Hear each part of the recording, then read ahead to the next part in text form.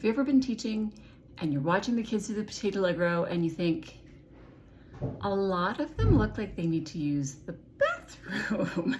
I noticed this a ton over the summer. I'm like, do any of you need to like use the restroom? And they're like, no, we're fine. And you're like, you don't look fine. It's because they're not using their plié. We all say, use your plié, ooey gooey plié, blah, blah, blah. We talk about how jumping is like being a ball and the ball goes up in the air and then it comes down and it smushes, and that's how it builds the energy to go back up again. We bring balls to class, we show them how it works. It doesn't seem to do any good. Or we help them stretch their calves and their Achilles and their, the gastroc and the whole situation. Or we explain that when you grip your toes in your plié, you can't go as far. So when we land our plié, you want to melt your toes like butter. And it just doesn't seem to help. I think the mistake that a lot of students make in their connecting steps, especially glissades, but I see it in assemblé and jeté as well, they forget that there's the plié before the step and there's a plié at the end of the jump. Kids get so focused on pointing their feet and remembering the combination, and it's all just up, up, up, up, up, and they don't, you can say it as many times as you want, but they don't plié. But I found something that actually helps.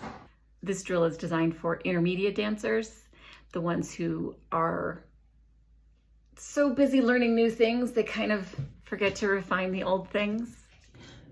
So here's the drill. It's so simple. It's just glissades across the floor, but I changed the timing. Glissades are usually done in a 2/4 or a 4/4, but if we do them in a 3/4, there are 3 parts to the jump: plié, jump, plié, and there are 3 parts in the music. So here's what it looks like. It would be 1, 2, 3, 2, 2, 3, 3, 2, 3, 4, 2, 3. So there's a plié 1, you're in the air on and, down, up, yum, ba-dum, bum.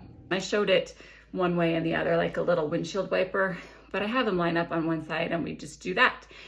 Yum, ba-dum, bum, bum, ba-dum, bum, all the way down and then all the way back, so that they understand, like their bodies start processing the idea of a jump starts and ends with a plié. It's not just that every jump starts with a plié and then you jump.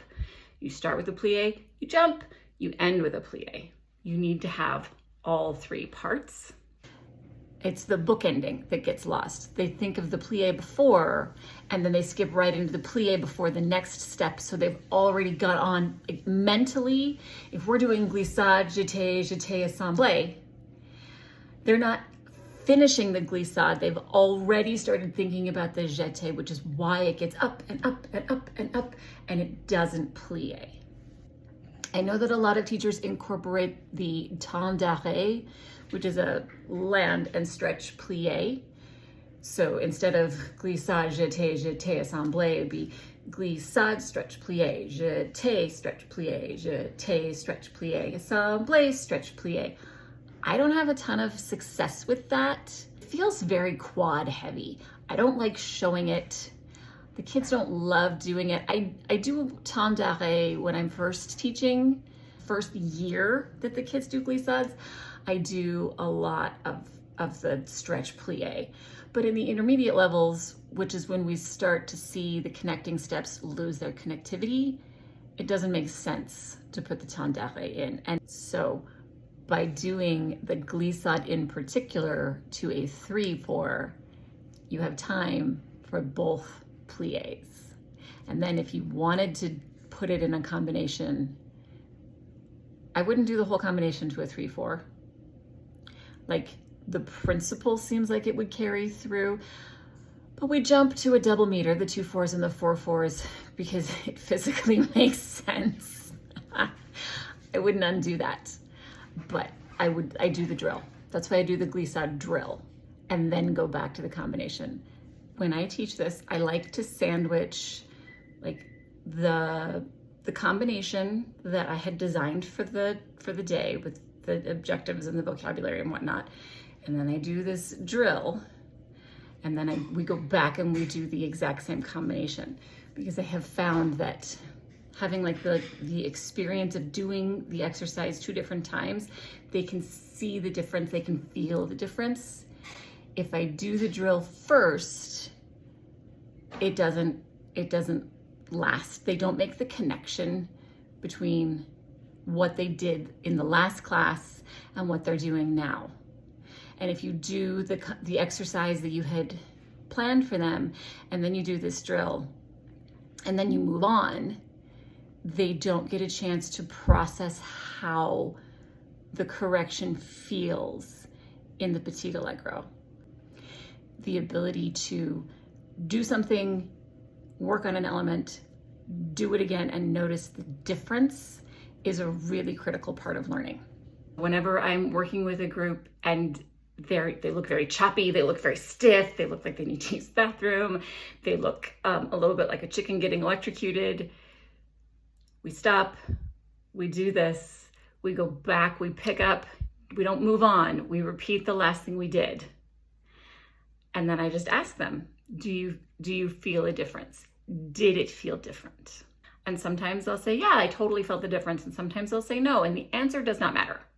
The answer doesn't matter as long as it's the truth, because everybody is in different places in their somatic awareness and their development of that awareness. If they didn't feel a difference and I saw a difference, then I'll say that. If they felt a difference, great. If they didn't, okay, that's okay too, because we planted a seed. We started getting both pliés in the jump. So that's all it is. It's just doing a glissade in a 3/4, a triple meter, instead of the regular double meter. I wouldn't do it every day. I wouldn't do it every week, but about once a month.